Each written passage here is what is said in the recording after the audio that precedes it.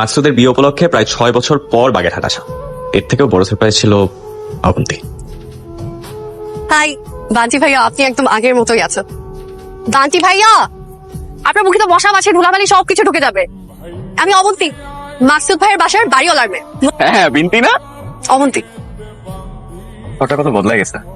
শহর বদলে গেছে কিন্তু মানুষগুলো আগের মতোই আছে। আপনিও একদম চেঞ্জ হননি, একদম আগের মতোই বড়ি। আপনার সাথে দেখা হলো মোটামুটি 15 থেকে 20 মিনিট হলো। এই 20 মিনিটে আমি 20টা কথা বলছি আর আপনি মাত্র একটা কথা বলছেন। আমি তো সবসময় এরকমই ছিলাম। এই জন্যই তো আপনাকে বোরিং বললাম। কত বছর পরে আসলাম? 6 বছর 3 মাস 12 দিন।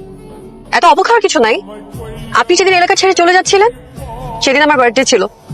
কত দিন পরে আসলাম, কত স্মৃতি আমাদের এখানে। চল না একটু ক্লাসে যাই। চল।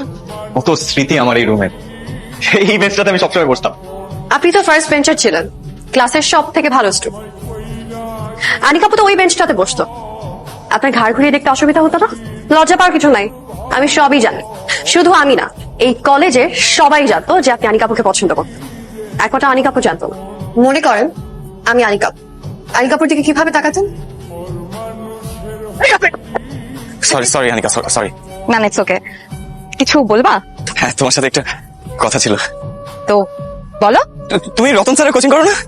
আমি করি না তো, তাই একটু নোটস গুলো দিবা। আচ্ছা, তোমার নোটস লাগবে? ঠিক আছে, আমি তোমার জন্য ব্যবস্থা করতে পারি। আপনার মনে হয় এখন মনেও নাই, আপনার প্রেমের একটা অংশ কিন্তু আমিও ছিলাম। তুমি কি হয়েছিল? তোমার নাম কি জানো? অবন্তী। তোমাকে কোথায় তুমি দেখছি লাগছে। মাকসুদ ভাইয়ের বাসার ছাড়। ও, তাহলে মিথ্যা কথা বললা কেন? তোমার নাম বিনতি না? হইলো, তুমি এটা রাখো। আমার জন্য? জি না, তুমি একটা পিচ্ছি মেয়ে। ক্লাস 12 এর আনিকাকে চিনো? চিনি। ওকে গিয়ে এই লেটারটা দিবা।